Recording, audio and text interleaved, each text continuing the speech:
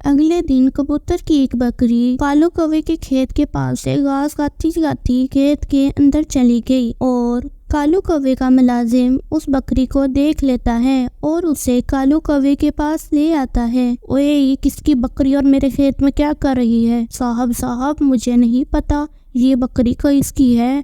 मैंने इसे देखा और ये यहाँ पर घास खा रही थी। अच्छा, एक काम करो, इसे 2 दिन तक भूखा बांध दो, फिर इसका मालिक खुद ही आ जाएगा। वहाँ कबूतर देखता है कि उसकी बकरी आज घर नहीं आई, तो वो कालू कौवे के पास जाता है। कालू, तुमने मेरी बकरी को देखा? वो 2 दिन से मिल नहीं रही। हाँ, मेरे खेत में आई थी, मैंने उसे बांध दिया है। 2 दिन भूखी रहेगी तो उसे अकल आ जाएगी। प्लीज कालू भाई, मेरी बकरी को छोड़ दो, मैं मिन्नतें करता हूँ, तुम उसे छोड़ दो। नहीं, अब तो वो 2 दिन बाद ही तुम्हें मिलेगी।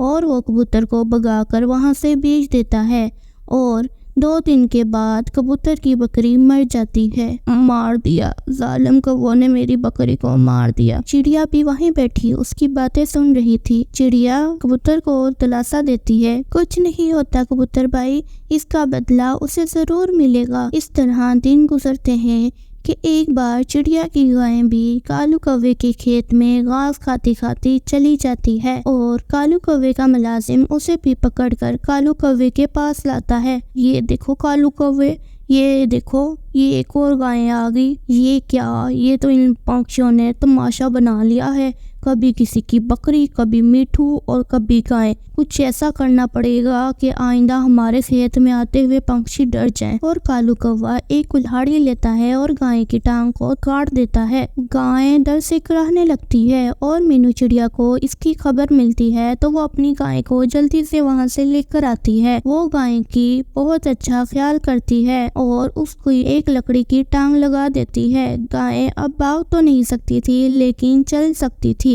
कुछ दिनों के बाद जंगल में तेज बारिशें होने लगती हैं और वो बारिशें कालू कौवे के खेत को उजाड़ देती हैं। कालू कौवे का खेत सारा तबाह हो जाता है। उसी बारिश में एक सांप भी निकल आता है जो कि कालू कौवे को काट लेता है और कालू कौवा वहीं मर जाता है। इस कहानी से हमें ये सबक मिलता है बच्चों कि हमें किसी के लिए बुरा नहीं सोचना चाहिए।